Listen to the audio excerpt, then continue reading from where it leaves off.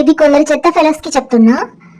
అబ్బాయి అంటే వంటింట్లోకి అస్సలు రాకూడదు, వంటిల్లోకి వస్తే మహా పాపం, అమ్మాయి మాత్రమే వంటింట్లోకి వెళ్ళాలి, ఆడవాళ్ళు మాత్రమే వంట పని చేయాలి, అబ్బాయిలు మాత్రం వంట చేయకూడదు అని అంటారు. నాకు అర్థం కాదు, పెద్ద పెద్ద రెస్టారెంట్ లో మాత్రం అబ్బాయిలు చేసి పెడితే తింటారు బిర్యానీస్, బయట స్వీట్ హౌస్లలో స్వీట్స్ కానీ మిగతా ఫుడ్ ఐటమ్స్ అన్ని అబ్బాయిలే చేస్తారు కదా, బయట అమ్మాయిలు తక్కువ కనిపిస్తారు.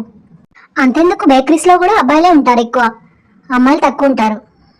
మరి అక్కడికి వెళ్ళి అడగొచ్చు కదా, అబ్బాయిలు ఎందుకు చేస్తున్నారు, అమ్మాయిలే చేయొచ్చు కదా అని. ఒకవేళ హస్బెండ్ వైఫ్ కి హెల్ప్ చేసినా తప్పే, ఇద్దరు కలిసి పని చేసుకున్నా తప్పే. జనరేషన్స్ చేంజ్ అవుతున్నాయి, టెక్నాలజీ డెవలప్ అవుతుంది, అయినా కొందరు మనుషులు మాత్రం అస్సలు మారరు.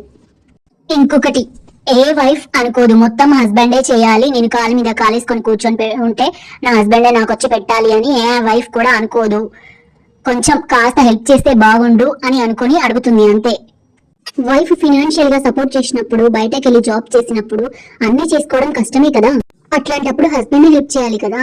ఏ రాజ్యాంగంలో రాసిందో కామెంట్ చేయండి.